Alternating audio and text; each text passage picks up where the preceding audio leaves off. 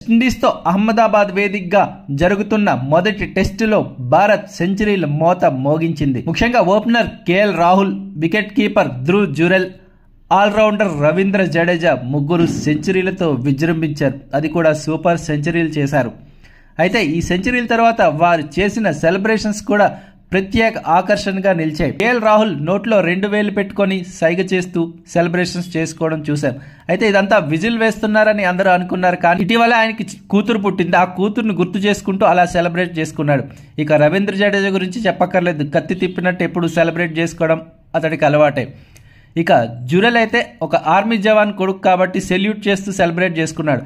ఇలా ముగ్గురు సెలబ్రేషన్లో కూడా వేరియేషన్ చూపించారు.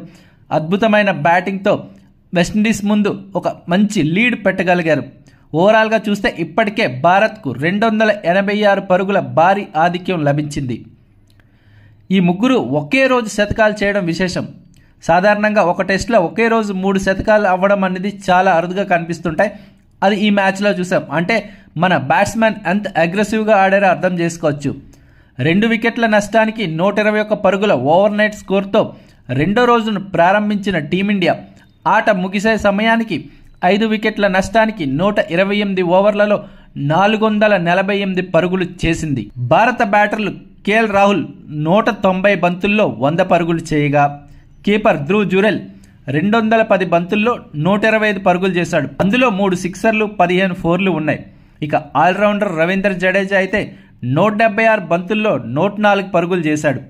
అందులో 6 ఫోర్లు, 5 సిక్స్లు ఉన్నాయి. ఇటీవల కాలంలో జడేజా టెస్టుల్లో చాలా అగ్రెసివ్గా ఆడడం ఇదే తొలిసారి. ఇంగ్లాండ్ సిరీస్లో గాయం వల్ల రిషబ్ పంత్ జట్టుకు దూరమైన వేళ తనకు అంది వచ్చిన అవకాశాన్ని ధ్రువ్ జురెల్ అద్భుతంగా ఒడిసిపట్టుకున్నాడు. 5వ వికెట్కు జడేజాతో కలిసి 206 పరుగుల భాగస్వామ్యం నెలకొల్పాడు. ప్రస్తుతం క్రీజులో రవీంద్ర జడేజా, వాషింగ్టన్ సుందర్ ఉన్నారు. కేఎల్ రాహుల్, జడేజా, ధ్రువ్ జురెల్ వచ్చిన అవకాశాన్ని అద్భుతంగా మలుచుకొని సెంచరీలుగా మార్చారు. కానీ గిల్ మాత్రం అర్ధ సెంచరీ దగ్గర కరెక్ట్గా అవుట్ అయిపోయాడు. అయితే ప్రస్తుతం భారత బ్యాటింగ్ చూస్తుంటే మ్యాచ్ కేవలం 3 లేదా 4 రోజుల్లోనే ముగిసే అవకాశాలు కనిపిస్తున్నాయి. జడేజా సెంచరీతో సెటిల్ అయ్యాడు. వాషింగ్టన్ సుందర్ కూడా అద్భుతమైన బ్యాటింగ్ చేయగలడు.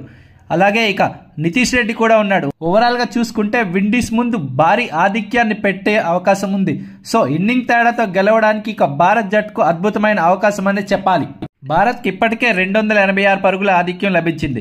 ఇంకో 100 పరుగులు జత చేసి డిక్లేర్ చేయగలిగితే 386 పరుగుల ఆధిక్యం లభిస్తుంది. విండీస్కి ఆ పరుగులు చేయడం కష్టమనే చెప్పాలి. భారత బౌలర్లు అద్భుతమైన ఫామ్లో ఉన్నారు. సిరాజ్ తొలి ఇన్నింగ్స్లో చూసాం 4 వికెట్లు తీశాడు. అలాగే బూమ్రా కూడా 3 వికెట్లలో రాణించాడు. సో